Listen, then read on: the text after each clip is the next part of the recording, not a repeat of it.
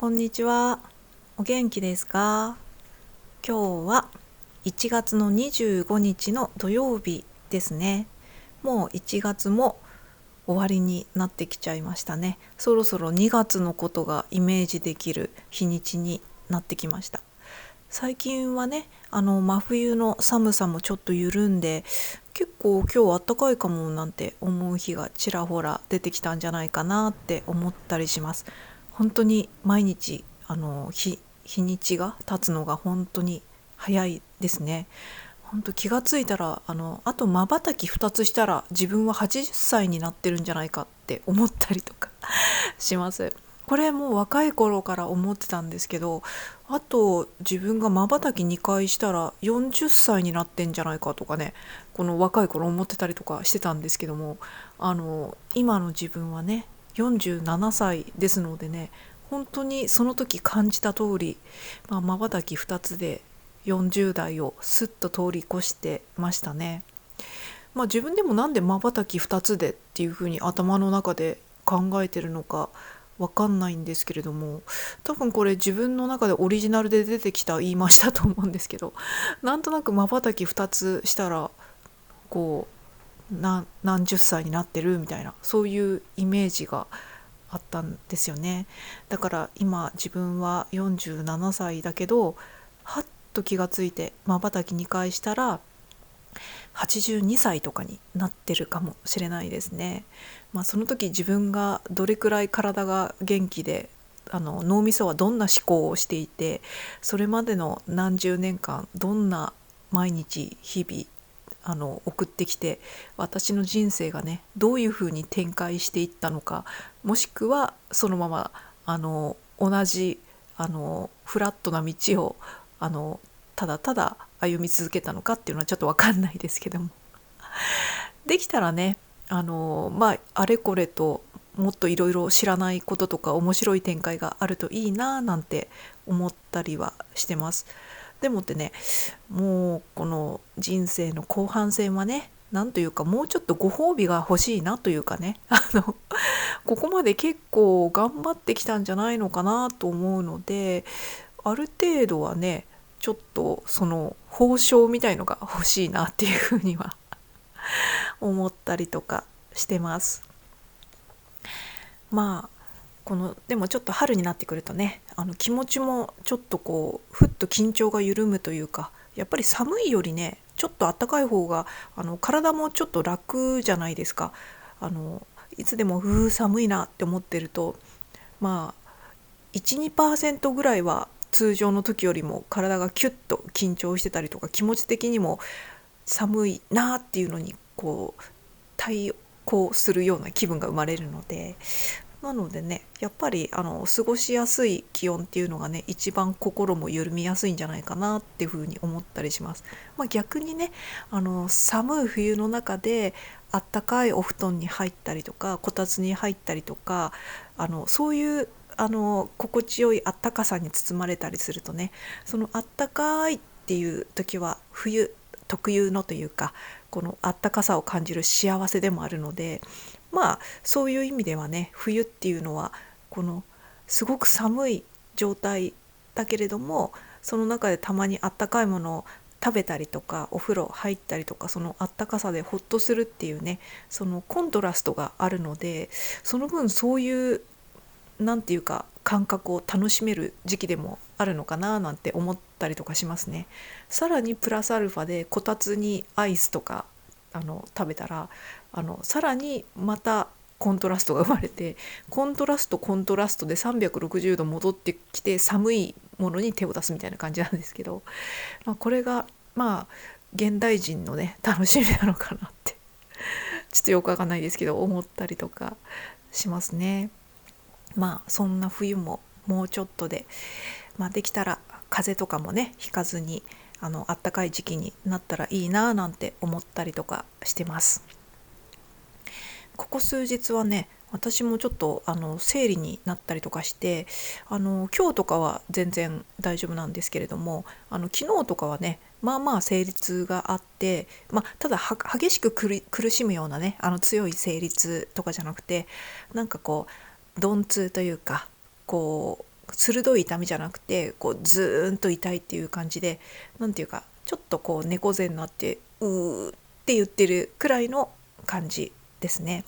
だからね、お家にいる時はね、まあお家にしかいないんだけど特にね無理する必要がないのでね、ちゃんと眉間にシワを寄せてね、うーってうーって言いながら過ごしてました。でこれ傍から見るとね、こう辛そうにうーってしてるなって、こう辛そうだなっていう風に、誰も見てないけど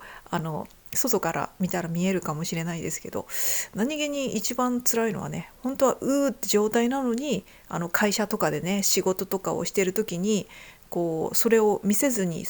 まっすぐ立ってまっすぐ座ってなんていうか眉間のシワも寄せないようにこうちゃんと顔に筋肉に力を入れて頑張って過ごしているっていう方がよっぽど辛いので、うーっていう風にそのまんまこう表現できるのは楽だなって思ったりとかしますよね。本当に今はね、私はお家で自分でねいわゆる在宅というか、お仕事と言っていいのか分かんないですけど、自分だけで収入を得ようとして、お家の中にずっと一人でいるので、そういうこう外見をね取り繕う必要とかはないんですけれども、今ねこう会社に行かれてる方とかでね、定期的に生理とかが辛いっていう人とかはね、結構私みたいにね、本当はうーってしてたいけど、そのうーっとせずにシャキッと立ってシャキッと歩いてっていうのをね頑張ってやるのが辛いっていうのもあるかもしれないですね。薬とかでねそれが治るくらいのレベルだったらいいんですけども、薬を飲んでもちょっとうーっとしちゃうぐらいって結構あると思うのでね、そういう時は無理せずになるべく早く帰るっていうことと、あとこの限界ぐらいの痛みが来る場合はもちろんですけど早退とかをするけれども、その一歩手前ぐらいでねこう大事をとって休むっていうのもしてもいいんじゃないかなっていうふうにこの今の年齢になった自分だったらそれが分かるっていう感じですね。若い時はねこうそれも弱音のような気がして頑張っちゃってたとかね、そういうのもあるんですけれども、今頑張ってる若いお嬢さんたちというかもちろん若い人じゃなくてもそういうの我慢してる人はいると思うんですけど、おそらく私くらいのこう年齢とかになるとそういうのもねある程度こうちゃんとこうなんていうのかな、こう自分の中でちゃんと弱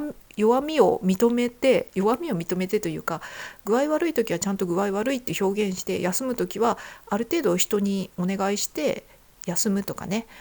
そういうのが大事だなっていうのが分かってくると思うんですよね。でも若い頃っていうのはね、人に頼れないとかね、弱みを見せられないとかね、こうもう出勤するって決めたんだったら少しも具合悪いところを見せずにいつもと同じパフォーマンスは出さねばならないっていうふうに自分に鼓舞しちゃったりとかしてねそういうふうに頑張ってる人たちはいるかもしれないんですけれども、体調っていうのは人それぞれなんでね、具合が悪いなって思ったら休んでもよし、もしくは早退してもいいし、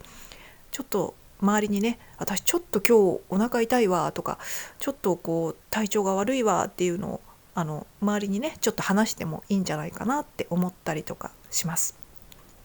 やっぱりね、なんかそういう我慢するっていうのがねこう当たり前になっちゃうと、もうそれも義務みたいな感じに、誰もそんなのね強要してないのにね、それも義務みたいに思っちゃってる若い女の子とかいるんじゃないかなっていうふうに思ってるので、ちょっといわゆる老婆心ですが、このチャンネルね若い子そんなに見てないかもしれないけど、30代ぐらいの視聴者さんは結構いるみたいですし、頑張りすぎずにねっていうふうに思ったりとかします。生理の日にね朝起きた時とかね、もう顔色がなかったりするじゃないですか。青いっていうよりね土系色っていうのかななったりとかして、ちょっと貧血とかにもなってフラッとしたりとかするじゃないですか。それでメイクする時にこの血色がよく見えるようにオレンジのチークとベージュのチークをうまい具合に混ぜて自然な色の頬の色を作ったりとか、あとはちょっとここう目をねいつもよりキリッとねアイラインを強めに引いたりとかしてね、どうしてもこう具合が悪い時目が若干半開きになったりとかするのでそういう風に元気そうなメイクとかね、血色メイクとかね、そういうのを工夫してやってるような人がいたら、それ当たり前すぎていつもやっちゃってるかもしれないですけれども、結構多分それは頑張りすぎちゃってる人なんじゃないかなって思ったりとかします。それでね、今はねいろいろこうなんて言うんだろう、その昔に比べて生理痛とかに対してのこの体質改善のアプローチっていうのがね、いろんな情報っていうのが結構ありますので、何が原因でそうなってるのかっていうのは本当にこう人それぞれなのでね、いろんな情報を見ていろいろ試してみたらいいんじゃないかなっていうふうに思います。私が若い頃とかはね、こう下半身を冷やすなとか、お腹を冷やすなとか、あとはこう冷たいものを飲むなとか、あとは骨盤が歪んでるんじゃないかとか、なんか本当にねこう一つの決まった情報ぐらいしかねあんまなかったんですよ。私も生理痛がひどかったから、本屋さんとかで生理に関する本とか生理痛の本とか、あとは骨盤に関する本とかね、あとは腰痛の本もね加えてねそういうありとあらゆる本を買いまくって読みまくったりとかしてたんですよ。だけど結局こう若干は良くなったりはしたけれども、すごくこう治ったっていうのはなくて、結局はね今から思うと今生理痛がすごく軽くなって、昨日とかね生理痛になったのとかも結構久々ぐらいな感じで、何せ生理痛の薬のね使用期限が切れてたぐらいだからねなのでねそれくらいなんだけど、私が最近生理痛が軽くなった一番の要因は、おそらくなんだけど乳製品を控えたことっていうのと、あと小麦粉類とかも控えたことによって体質改善、アレルギー的な体質改善も良くなったし、あとは乳製品ですねが多かった。特にチーズとかそういうカルシウムとマグネシウムのバランスが乱れていたっていう可能性があるというか、それがね結局一番生理痛が良くなったんですよね。だからねこれをね私が20歳の頃とかね、せめて30の頃とかね知って実践してたら、だいぶ苦しみは少なく済んだんじゃないかなと思うんですよね。でも当時から私その生理に関する本とかあれば全部買ったぐらいの勢いで読みまくってたんですけれども、乳製品取りすぎがもしかしたらっていう要因とかはねそういう情報とか見つけられなかったですし、だからねこうしたらいいよっていう常識的な情報、生理はこれが原因ですとかね、あと病院の先生とかでもねちょっとね結構人によって偏りとかもあるので、なんていうのかな、いろんなとこから情報を取っていろいろ自分の体質はね何が原因でこうなっているのかっていうのをいろいろ自分なりにアプローチして試してみたらいいんじゃないかなっていうふうに思います。もちろん病院に行くのがね大事で、定期的なねすごく生理痛ひどい人とか若い人でもね定期的な検査とか必要だったと思うんですけどもね、子宮内膜症とかねそれ系の病気の可能性ももちろんあるのでね。あとね最近はね多分ね昔に比べてこの病院の先生とかもねそういうところの理解と知識の幅みたいのがちょっと違うと思うんですよね。昔はやっぱりね本当に私が救急車2回乗ってその後の検査とかで病院の先生とかに異常ないですって言われた後に、子供を産めば治るよっていうふうに一言言われて終わりになったとかね、そういう経験もあるんですけども、最近はね結構いろいろPMS だったりとか、それに伴うなんていうのかな、この精神的なメンタルとか、こういろんな情報も出てるし、多分ねこう先生もそういうなんていうのかな、生理痛っていう一つに関してもねいろんな考えとかが出てきてると思うので、昔よりは頼れる先生がいるんじゃないかななんて思ったりしましたね。ちなみに子供を産めば治るよって言われた時、私は多分19歳だったと思うので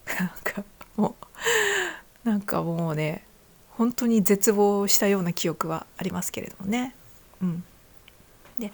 救急車も2回乗ったけれども、もう2回乗って経験したのは、別に乗ってもねその後乗ったからといって病院で何かすごい対処がされて良くなるっていうことはなくて、結局は時間が経てば治るっていう、それしかなかったので、病院ですごい薬を打たれて楽になるとかね、そういうのはなかったんでね、全然。だからね、それ以来は救急車呼ばれそうになっても呼ばないでくださいって言ってね、道端とかで倒れたことはなかったから、それは良かったんだけど、その会社とかでね、もう呼んでも同じだから、2時間経てば治るから、だいたい2時間経てばいつも治ってたんですよ、どんなにひどくても。なので大丈夫ですって言って、ただちょっとここで誰も来ないようにここで休ませといてくださいみたいなね、会社のソファーがある応接室とかでね、そんなのお願いしたりとかしててね。そうそう、応接室のソファーにもう座れないから、地べたでこう這いつくばってて周りもちょっとびっくりしちゃって、周りもっていうか、その時はこう女性の社員さんとかがね定期的に大丈夫かなってこう30分に1回ぐらい覗きに来てくれたりとかはしてたりとか、そういう思い出がありますね。そうそう、だからそんな感じなんだろう、また生理の話になっちゃった。結構ねこの生理の話になるとちょっとね少しこう話しちゃいますね。やっぱりこう今自分はいい年齢になって生理痛も悩まなくなったけど、本当にこの若い女の子とかでこう辛い思いしてる子とかがいたら、本当にってちょっとなんか思っちゃうんですよね。なのでつい喋ってしまいます。で、意外とこれ男性はわからないからなんていうふうに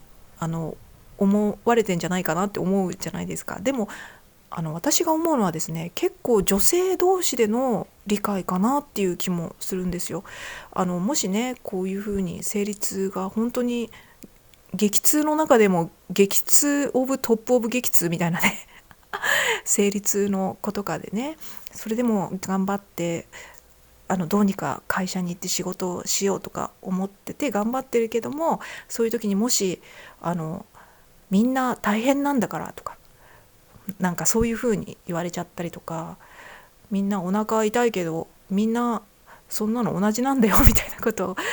もしこう言われちゃったりとかしたら、結構お前と同じじゃないよって思いつつも、結構なんかこうショックを受けたりとかするじゃないですか。ショックをっていうか、こうやっぱりね同じことを経験してないと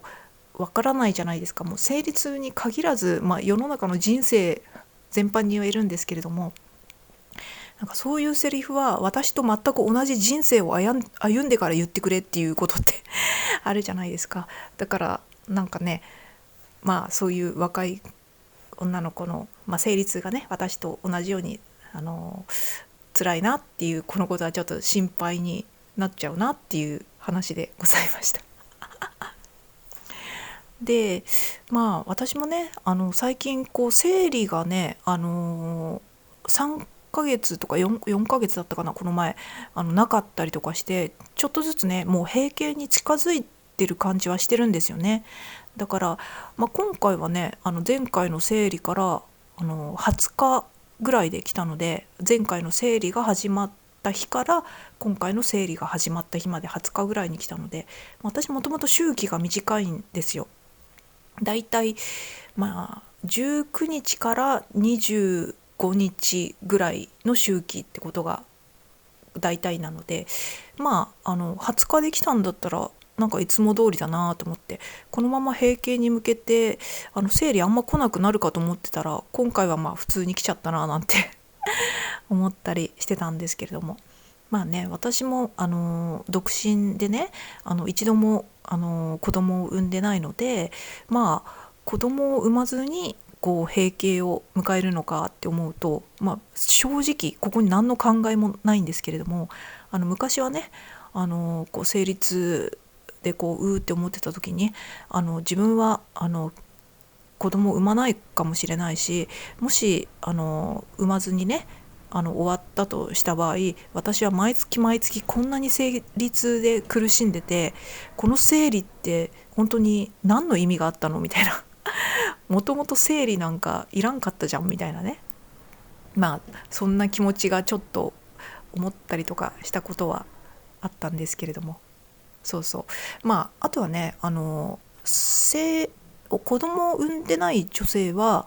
子宮がねお休み期間がないっていうのもよく言われますよね。妊娠してる間って生理とかストップするわけなんですけれども、そういう時にね子宮がお休み期間になるんですって。でだ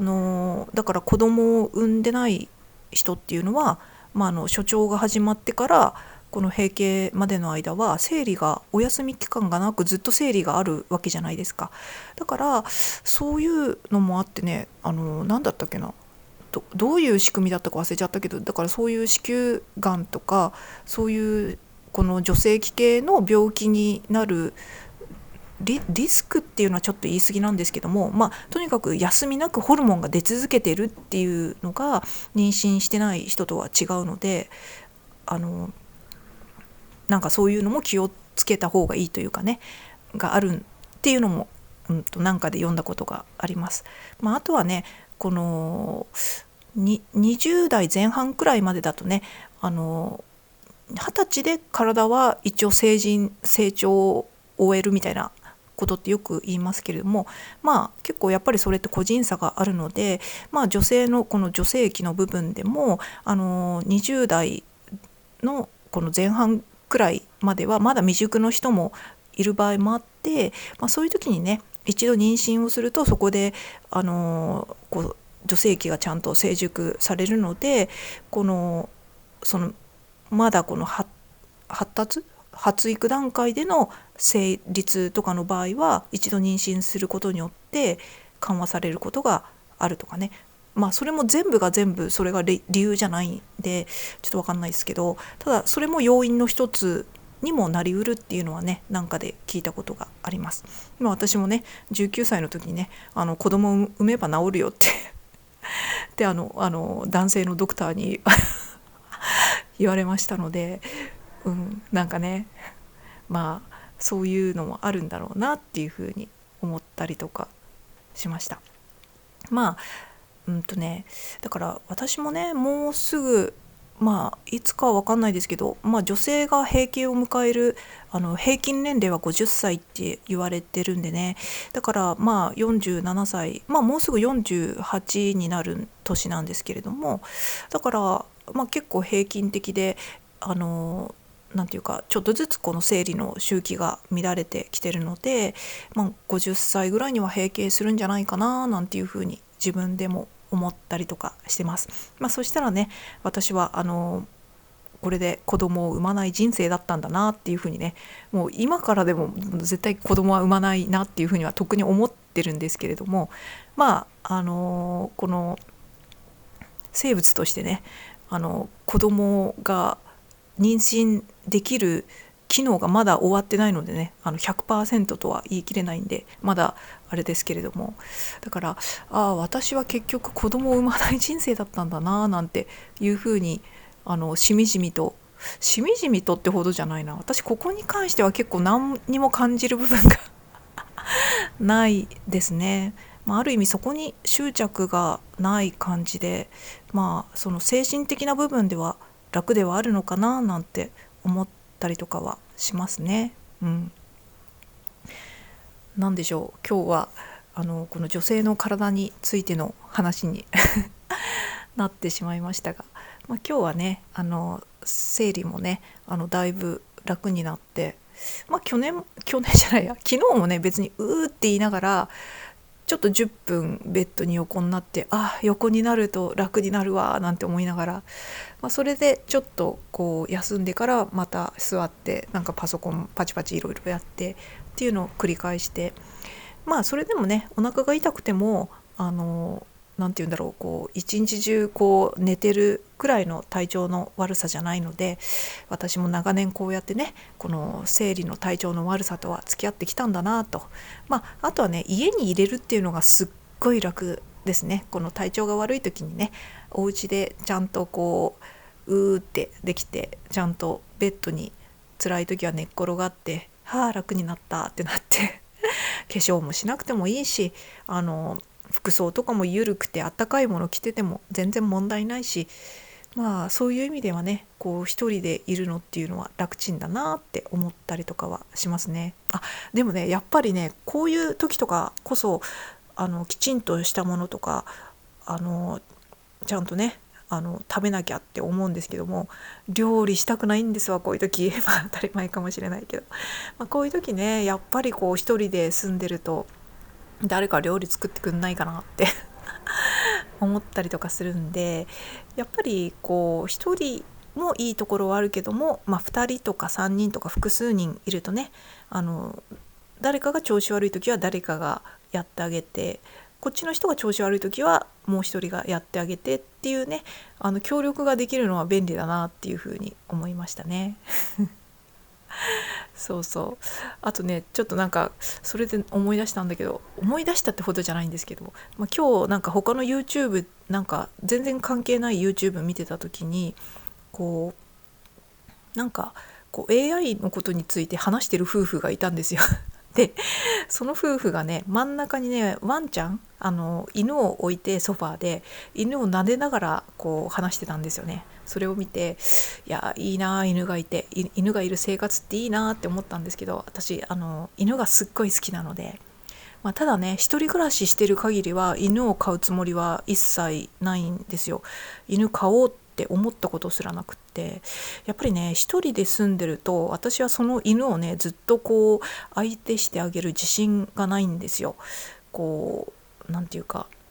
なので絶対犬に不憫な思いをさせてしまうので、もし犬を飼うんだとしたら、2人以上一緒にこう住んでるお家とかに住めることになったら、その時犬を飼いたいなっていうふうに思ったりはしてるんですよね。だから将来のこの願望の一つなんですけども、どっかもうちょっと田舎なところに住んで、お庭で家庭菜園とかもできて、で車も所有してて、場合によっては所有じゃなくてもいいか、それでなんだろう複数人とかで住んでて、犬はみんなで世話をするっていう感じかな。そういう感じで住める場所があったりとかしたらめっちゃいいなって思ったりとかしますね。犬の散歩とかもね誰が行ってもいいけれども、なんかこう誰々が行っちゃったっていう場合は私も行きたかったのになぐらいな感じだったりとか、犬の散歩行くけど誰か一緒に行くみたいな感じで、もう散歩要員は余ってますみたいなねくらいな感じで犬を飼ってあげれるといいなと。そしたら1頭じゃなくて2頭3頭ぐらい飼ってもいいかもしれないですね。ちょっと今そういう妄想をしちゃったりとかしました。そんな感じで、そんな感じです。それではまた。